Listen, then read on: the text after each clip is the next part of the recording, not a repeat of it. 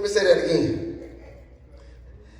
Everything they tried to do to us, everything throughout history where they tried to bring us down, they tried to destroy us, if we can remember, we won.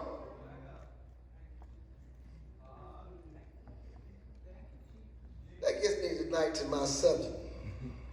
I picked a familiar scripture out of Isaiah, chapter 40, verse 31. I picked the scripture we quote all the time. We quote it all the time. I got somebody that can read loud. I wouldn't read it. I want somebody else to read this loud. I want them to read it like it needs to be read. Now, if you ain't going to read it, I'll read it. Isaiah chapter 40, verse 31. But they that wait upon the Lord shall renew their strength. They shall mount up with wings as eagles. They shall run and not be weary. They shall walk and not faint. Let me tell you about this scripture. This is the last scripture, chapter 40 of the book of Isaiah. But let me set it up for you. Let me show you what's going on here. See, this scripture don't really make sense to you sometimes till you understand what was going on here. The children of Israel, the Jewish people, had been prophesied by the prophet Isaiah that they were getting ready to go into the Babylonian captivity for 70 years because of something their king did. Nothing that they did. It was something their king did. Because the king let his pride get in the way. And God punished the whole nation for what the king did. So for the next few years, the people of Israel were worried about what this captivity was going to be like. Because they were going, it was prophesied, they were going for 70 years. They're going to go to Babylonian captivity for 70 years. I told somebody they imagine if they came back and told us we were going back into slavery for another 70 years. Make America great again. Take them back into slavery for another 70 years. What would the people of God in this house be doing? If you knew that tomorrow, the 70 years of captivity began tomorrow, what would you be doing tonight?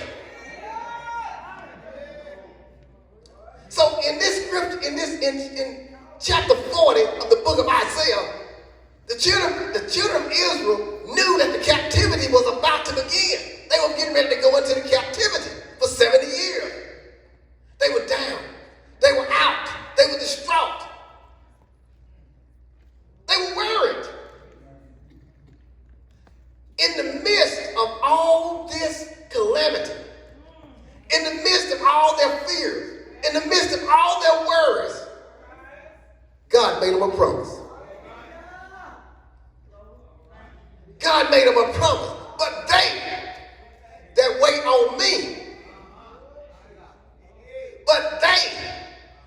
on me, I shall renew their strength. They shall mount up with wings as eagles.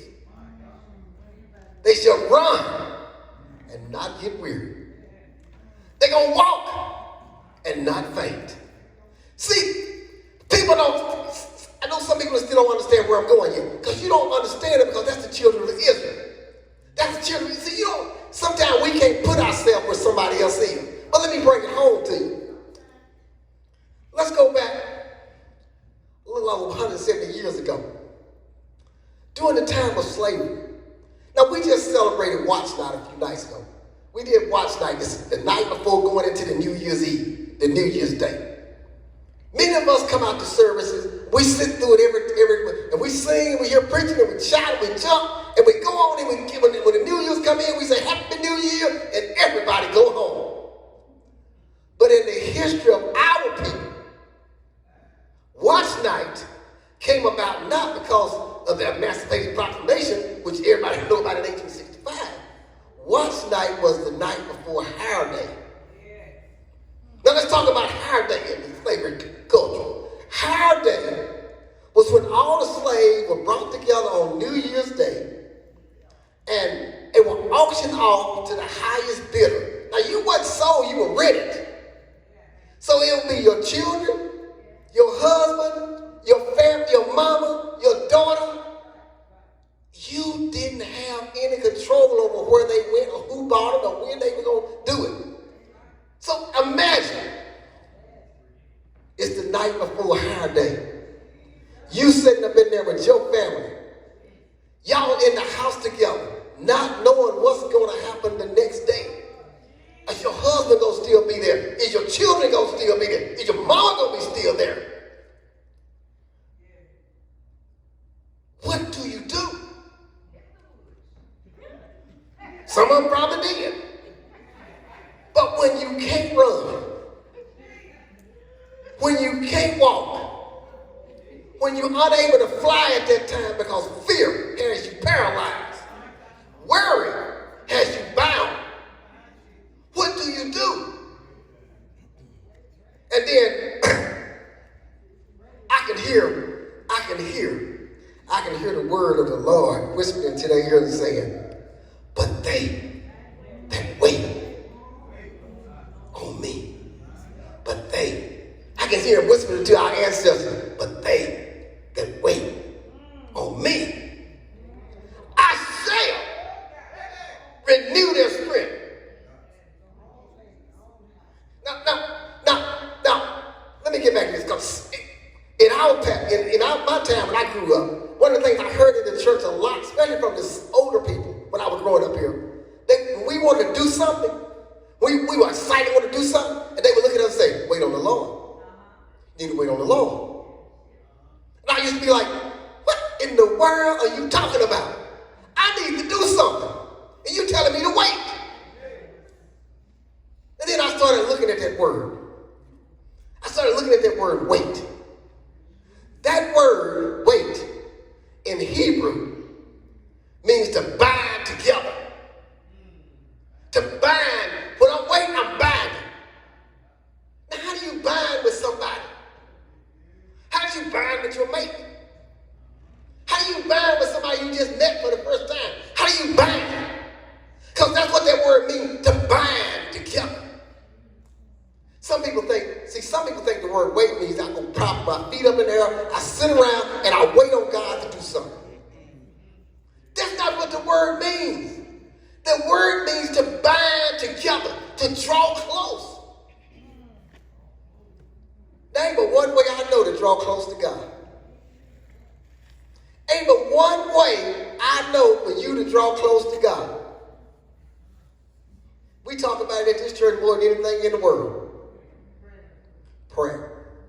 So when the Lord says, but they that wait, he means you ought to be down on your knees praying so that you can get closer to him. Because when you come close to him, let me tell you what, I'm home, but I ain't going to tell you what's going to happen yet. I'm not going to tell you what's going to happen yet. But I'm going to take you back to that night before Hire Day. And I want you to walk with me on this. Can you see that father in that little small cabin, not knowing what's going to happen to his wife? What's going to happen to his children on the next day? Can you see this father? I can see him down on his knees with both hands extended to heaven, saying, Lord, give me the strength. Give me the strength, Lord, to handle this. Give me the strength, Lord, to handle if my wife is sold. Give me the strength to handle if my children are sold. Give me the strength, Lord, to handle if I'm sold. See, y'all, it ain't clicked in yet. Let's go to the mama. Can you see that mama walking around in that little cabin? Lord, help, Lord. Please, Lord. Don't let them take my children, Lord. Lord, please don't let them take my husband, Lord. Please, Lord, don't let them take my children. Can you see the little girl? I can see a little child sitting in the corner. Just sit. Just praying the Lord, Lord, don't let them take my mama. Lord, please don't let them sell my daddy. Lord, please don't let them sell me.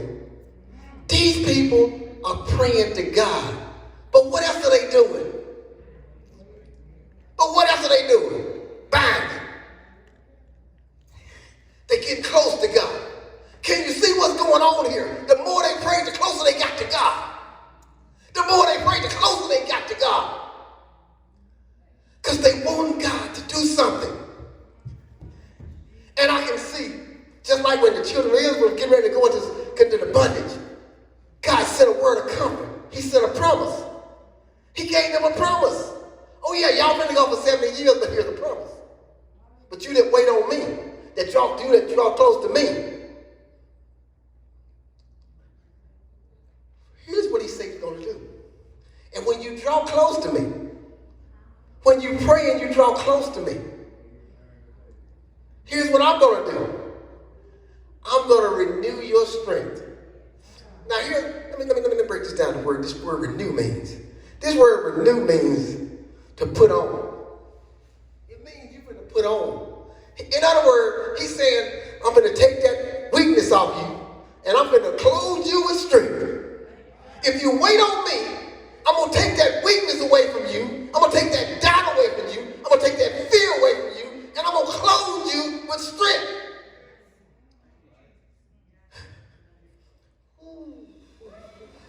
And when I clothe you with strength, when I clothe you with this strength, guess what you're going to be able to do?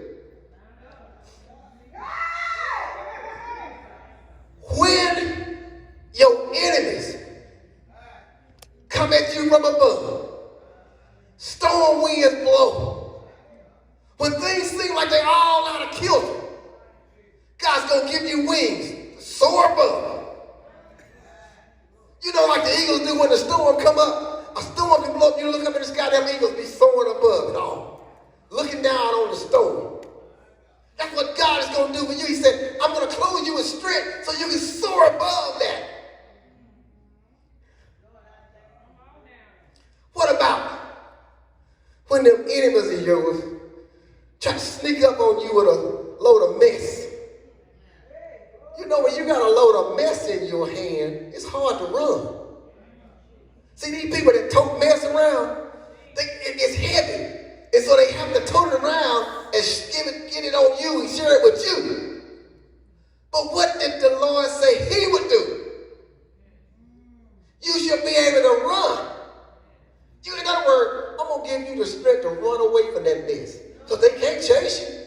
They can't run with you because they load it down. They load it down. Think about them liars. Them liars coming to you with a lie. God's going to give you the strength to run away from that lie. Because see, they can't lie if you ain't listening. A lie only works when you listen to God. Need to grasp on to this promise of God and understand that as we move forward into 2020, ain't no stopping us. Because ain't no sense of waiting till the battle is over. Because we know in the end, that's why I always say no such thing as a sad saint. Ain't no such thing as a miserable saint. Really ain't no such thing as a worrying saint. What you worried about? If you know you gonna win, what are you worried about?